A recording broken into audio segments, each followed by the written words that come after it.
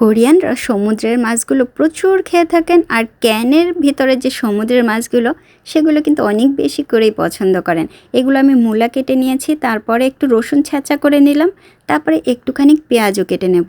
এগুলো হচ্ছে কোরিয়ান পেঁয়াজ। সমুদ্রের মাছ এই ক্যানের ভেতর আছে। এই ক্যানটার ভেতর যে মাছটা আছে সেই মাছটার নাম হচ্ছে গুধুঙো।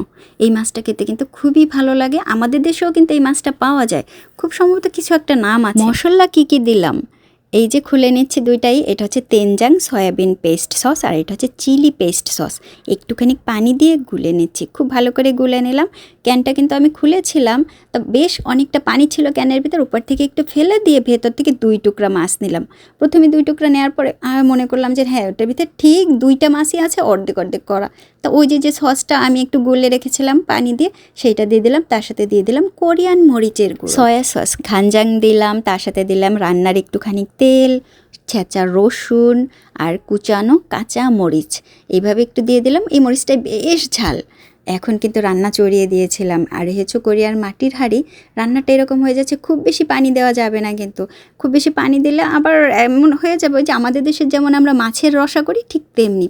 এখন দিয়ে দিয়েছিলাম ওই যে মূলা, তার সাথে উপরে টুকরা করে রাখা পেঁয়াজ। এখন একটু একটু ঝোল ঝোল লাগিয়ে দিচ্ছিলাম মূলার গায়ে। একেবারেই ঝোল দেওয়া যাবে না। কোরিয়ান এই মাটির হাঁড়িতেই কিন্তু এই মাছগুলো বেশিরভাগ সময় রান্না করা হয়, টেস্ট কিন্তু অনেক বেশি লাগে। এই ভিডিওটা দেখে একজনে কমেন্ট করেছিলেন যে কিভাবে রান্না করলেন, একেবারে লবণ ছাড়া খাওয়া যাবে না। রান্নাটা সম্পূর্ণভাবে হালকা আছে হচ্ছিল। আর তারপরে মূলা দেওয়ার পরেও কিন্তু যখন ঢেকে দিচ্ছিলাম মূলাটা গলে গেছে দেখেন। এখন এই যে ঢেকে দিয়ে যখন সামনের উপর সার্ভ করব, মানে ওই যে খেতে দেবো, খুবই মজার একটা টেস্ট হবে, মানে হয়েছে। এটা কিন্তু অনেক বেশি মজা। এখন লাস্টের দিকে আপনার একটু গ্রিন অনিয়ন কুচি করা একটু উপরে দিয়ে দেবেন, দেখতেও ভালো লাগবে, স্বাদটাও অনেক মজা লাগে। ঘরে গ্রিন অনিয়ন নাই বুঝছেন, সেজন্য দিতে পারলাম না। স্বাদটা কিন্তু অপূর্ব সুন্দর হয়েছে।